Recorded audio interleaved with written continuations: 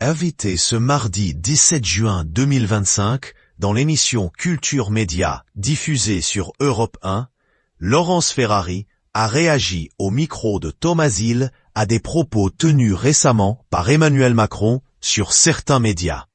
Laurence Ferrari, journaliste et animatrice de l'émission d'actualité Punchline sur Europe 1, était invitée ce mardi 17 juin dans Culture Média à l'occasion de la semaine de la grande famille Europe 1.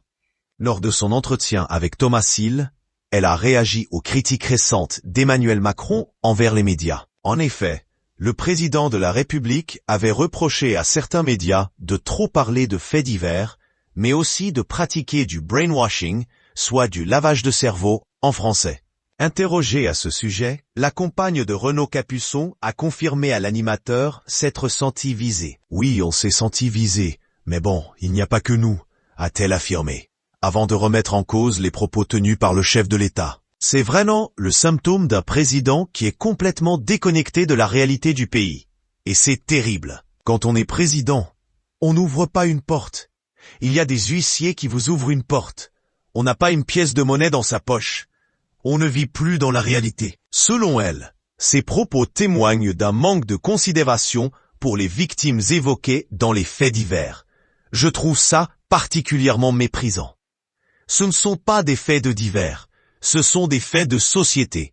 Ce sont des visages, ce sont des vies qui se sont arrêtées et des vies qui sont brisées pour toujours. Donc oui, j'ai trouvé ça particulièrement méprisant, a-t-elle ajouté. Au cours de l'interview, Laurence Ferrari a également évoqué l'actualité médiatique, et notamment l'arrivée d'Anne-Sophie Lapix sur M6 et son éviction du 20h de France 2. Elle a fait part de sa propre expérience sur TF1. En général, ça va très vite. Moi, je me rappelle avoir annoncé à mes patrons à TF1 que je partais. C'était Nonce Paolini à l'époque. C'était le mardi. On m'avait dit, oui, tu vas finir la saison. Et le jeudi, je faisais mes cartons. Donc ça va très, très vite. Ils ne veulent pas qu'on s'éternise à l'antenne et qu'on fasse des adieux larmoyants.